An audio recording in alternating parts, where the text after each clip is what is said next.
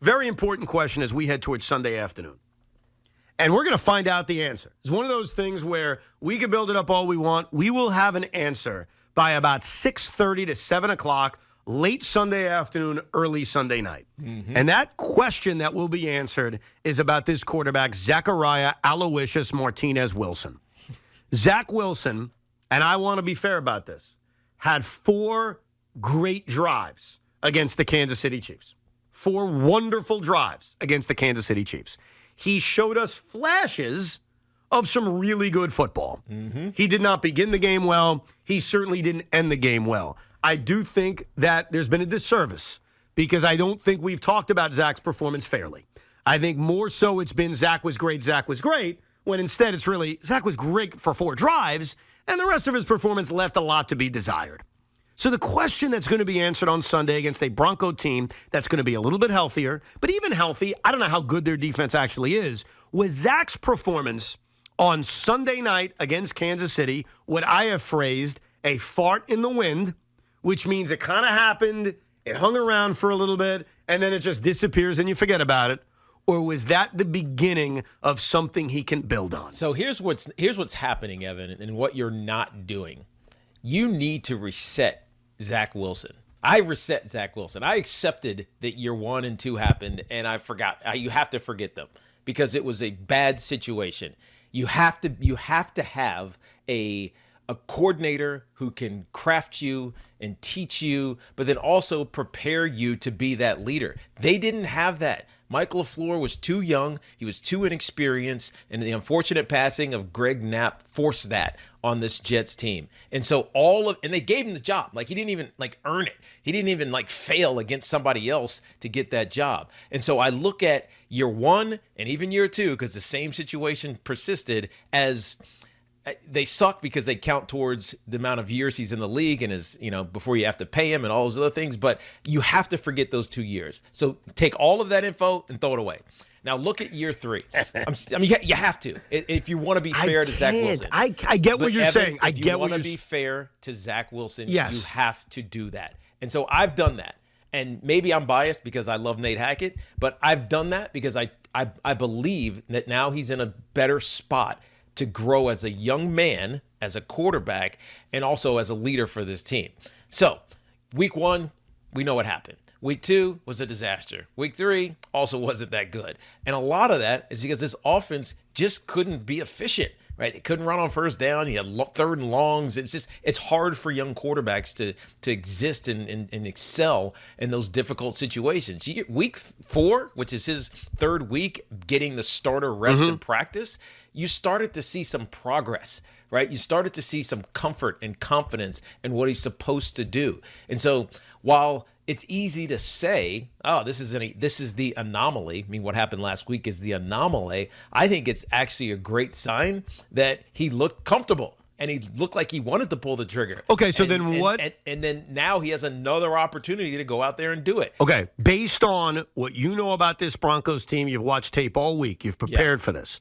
Based on what they are, which I'm still not sure what the hell they are. Their numbers are terrible. They were a solid defense last year. They've missed a lot of guys. I think Justin Simmons may be back this week. Yeah. We'll find out. Based on what you know about Denver, based on the positive sign that we saw last week from Zach, based on the fact that Breece Hall no longer has a governor on it, he can play as often and have as many touches as possible, based on the fact that the offensive line has improved, I want you to tell me and everybody out there as a Jet fan, what should we expect from Zach Wilson then? Well, here's the most important thing. I think Denver is going to try to get after him with edge rushers and dogs and blitzes, but I don't think they're going to do it very well. And if that's the case, that's going to leave this Denver secondary, middle and secondary level, second, third levels exposed. What they've gotten crushed on is middle of the field crossers. So tight ends running over routes, or, just if you're playing man coverage, these crossing routes that are 5 or 6 yards deep, someone's always coming free. You catch those passes and you make big plays. And so to me, it's an opportunity if the Jets can protect Zach Wilson, and I think they will, that he can make some big plays and look like the player that we saw in bits last week. That's my expectation. Now, I don't know what's going to happen, obviously, because, I'll call it as I see it, but that's what I expect to happen. The Denver Broncos have had a lot of issues in their secondary with injuries and I don't say confusion, but it looks like confusion with Vance Joseph's new system and a lot of those players out. So, look, I trust that the progress that I saw last week is what I'm going to see again this week, just with another week of comfort in what he's doing, checking out, changing protections, things of that nature. That's what I expect to see. Here's what we need to see. First of all, we need to see a win. Let's start right there. And even if this win comes in a way like it came last year, remember, the Jets went to Denver last year. Very different situation, but they won a football game 17-9, if memory serves correct. Yeah, and they lost Breece Hall in that game. They didn't only lose Breece Hall in that game. They lost Elijah Vera Tucker in that game. And what's funny about that game is they won 17-9. They scored one touchdown in that game, kicked a bunch of field goals. You know what the one touchdown was? Breece Hall hit a home run. Yeah. It was like a 65-yard touchdown run. So they won the game with Zach Wilson not bleeping up completely. He did not. And getting that one big home run that they got from Breece, and their defense was excellent. Granted, Russ did not play in that game. Not that Russ was having a great year last year, but you called it. Last year's win against the Denver Broncos was the worst game of the season. Because even though they won, and even though we walked away happy, those two injuries destroyed this team and helped contribute to destroying this quarterback. Yeah, it was devastating for the offensive, production, and AVT going down. It changed everything up front. And so it was a great win because it was a win and on the road, and it felt like, okay, this team can do something this year despite the expectation, and everything spiraled from that point on. I think this is an opportunity. And look, the subtext of this, the whole Nate Hackett, Sean Payton conflict, even though they're downplaying it, you heard Conor McGovern yesterday talking about it, right? They have his back. They love him, right? And it's funny because when you listen to the Denver Broncos players, like Justin Simmons, like, I'll see him in pregame. I'm going to give him a hug. So it's just an odd, unfortunate piece of the conversation that we have to talk about. Now, will it impact the game? I really don't think so. It can, right? Like if you were I don't think so. If you were playing, okay, and you only get 17 of these, in your day 16 of these. Yeah. You're 1-3. The game is monstrous. Sure, you love Nate Hackett, and I respect that. You want to win for your coach. Like, I totally buy that that's the case. The win is more important, dude. Right. 100%. How could there be any more, what's the word I'm looking for? Inspiration. Yeah. If that's the correct word. If they're 3-1, motivation. If they're 3-1 and it had a couple of like really, convincing wins, and the one loss was last second field goal, and you're feeling great about yourself, then you feel different. No doubt. Right? No doubt. You're like, screw Sean Payton, right? Right. You're going to go crush him. That's it. But look, the Jets have to win. Yeah. Zach Wilson has to win, and I don't care how Zach plays. Like, ultimately, we'll have a decision on how he played, but it's about winning the football game. If they win the game the way they did last year, minus the injuries, because obviously that was a killer, and it's a 17-9 game where this defense plays incredibly well. They force a couple of turnovers. Breece Hall hits one home run. Greg Zuerlein drills a couple of long field goals, and they win this game. Instead of 17-9, let's say 20-12. I'm pumped up on Monday. Of course. That's what matters more than anything is they got to win a football game, because let's not forget that this football team has won one game in their last 10. Mm-hmm. This head coach, Robert Saleh, is 1-9 in his last 10 games. He's 3-11 in his last 14 games, and overall, he's 12-26. Yeah. That's a dreadful record, and eventually, you have to win games. So I don't even care. Zach's interesting because it's like, hey, is he going to build off last week? Are they going to still have to win despite him, the way I sort of envisioned it happening against Kansas City? And all that's interesting. But the truth is, they just got to find a way to win, because this is a franchise, not just for this season, but certainly for this head coach's track record. They got to find a way to win a football game, which they haven't done in a long time, other than the one game against Buffalo. Yeah, you're right. The most important and only thing is winning the football game. All the other stuff is subplots, right? The Zach Wilson development, that's a subplot. The Nate Hackett, Sean Payton, even though it's not really a rivalry, but whatever it is, that's a subplot. And that's the one that's least important, but it's maybe the one that'll be talked about the most because it feels like there's a parallel. This defense last year was pretty good. right? This defense this year is terrible. The turnovers or the penalties that the Denver Broncos are going through, that's persistent from Nate Hackett's tenure as a head coach to Sean Payton's tenure as a head coach. So who is that on? Those are the things that are going to make the difference in this game. Not whether or not Zach keeps developing. It's whether or not Zach makes mistakes or doesn't and still has that confidence that we saw a week ago. That's what I'm looking for in this game is what does Zach look like? We'll talk to him on Saturday before the game, and I'm really interested to ask him that question. Right? I know you're okay confident-wise. You're just a confident kid, but tell me about how you feel throwing a football, playing the game, being the quarterback. Where's your confidence in that? Because we didn't see it in the first couple of weeks of the season. What boggles my mind about my fellow Jet fan is that, yes, Zach Wilson showed improvement against Kansas City. I acknowledge that. I don't want to ignore that. That drive coming out of the second half was an electric drive by Zach. He made some incredible throws in this game. No, jokes aside, I call it like I see it. But what boggled my mind is that Zach Wilson cost them the game. He did. That's just a reality. Yeah. He fumbled the football. They didn't get it back. The fumble was 100% on him. Yeah, but hold on, Evan. Here's a problem. Go ahead. With what you're going after. Go what ahead. You're getting at. It's hard to learn how to be that reliable player in the league. It takes some people 3 or 4 or 5 years. Now we've seen some of these young quarterbacks just get it right away.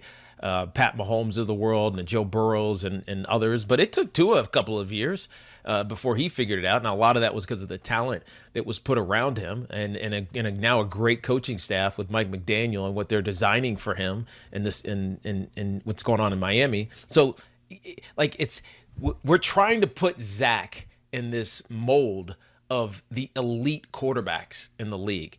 The reality is he's sub-elite. And that's not a knock on him. He's sub-elite. It's not, but it's not. It doesn't even matter how far sub-elite he is, but he's not elite. So for us, it's just assume that he has all of the skills to be competent, to be confident, to make all the throws, and to have that intangible that great quarterbacks have to learn to know how to win games. He's not there but yet. He's going to develop that if those other things start working for him. So I hear what you're saying. Yes, the fumble was devastating. It cost him the game. Of course, it was devastating, but it happened because he didn't slow down.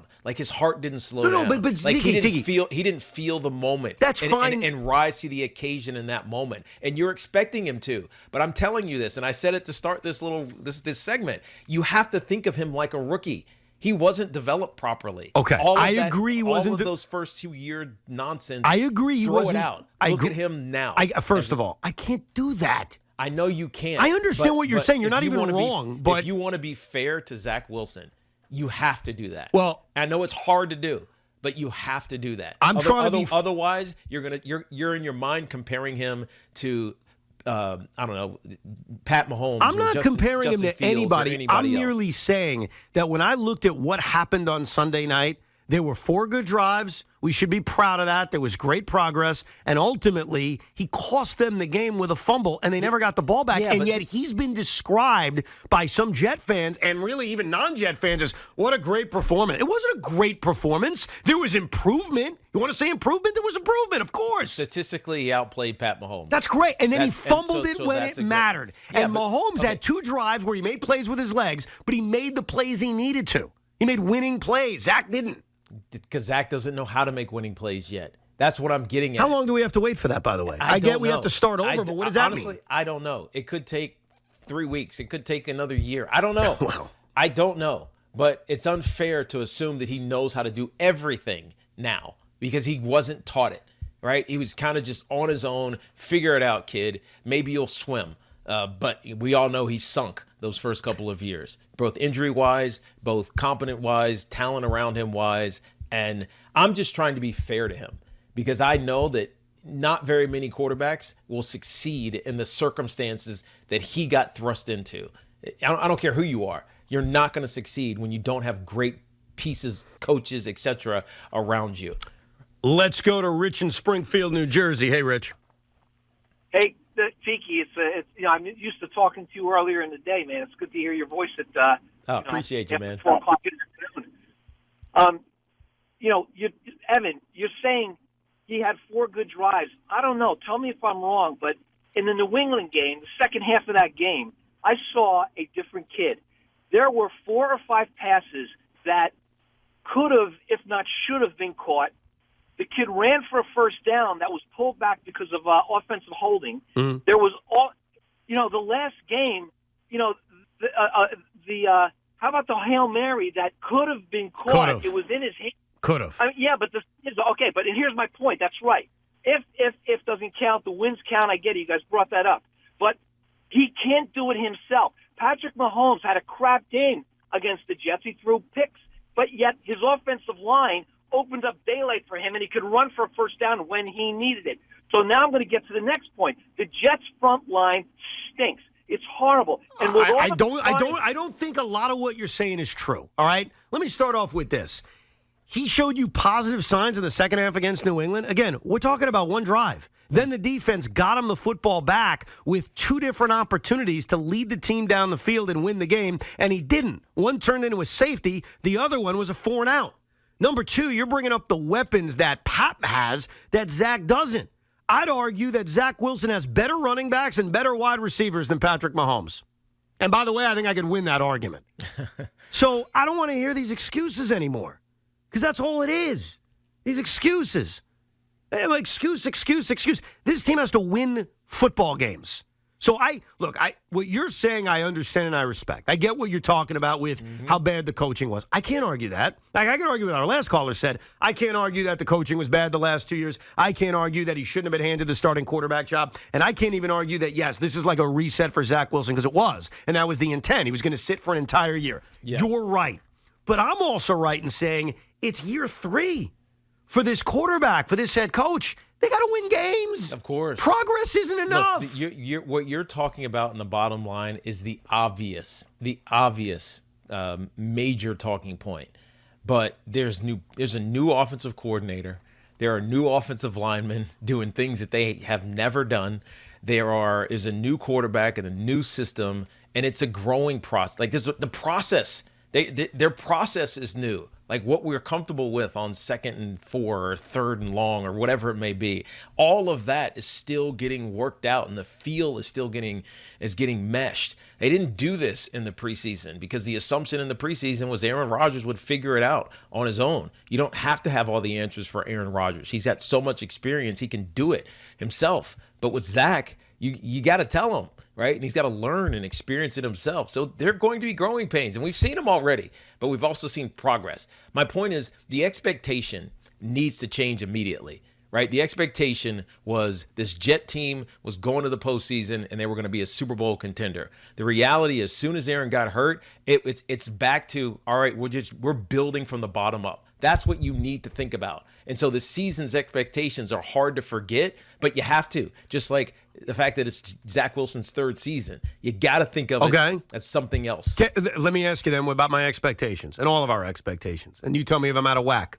My expectations, not confidence, not that I believe this is going to happen, but my expectations of, hey, I need to see this from this head coach, from this roster, from this team. I got to see them playing relevant December and early January football. They got to be in a playoff race. I have to be sitting there in late December with you, cracking down scenarios on how they can get in. That's my expectation for this team. If we're sitting here playing a relevant football, which they may be on their way to doing, especially if they lose Sunday to Denver, and we're staring at 1-5 straight in the face because they play the Eagles the following week, that's my expectation. Is that really too high, Tiki? It's not too high, but that's the ceiling. That's the ceiling of your expectation. That's not the bare minimum, if that makes sense. I honestly, it's the bare minimum if this coach deserves to keep his job.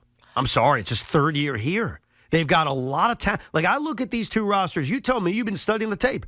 I think the Jets are better in almost every aspect except for 2 pretty important ones. The quarterback and the head coach. But outside of that, Jet roster's better than the Bronco roster. In a lot of ways it is. The offensive line, I would argue on. Defensively, the Jets are better on paper.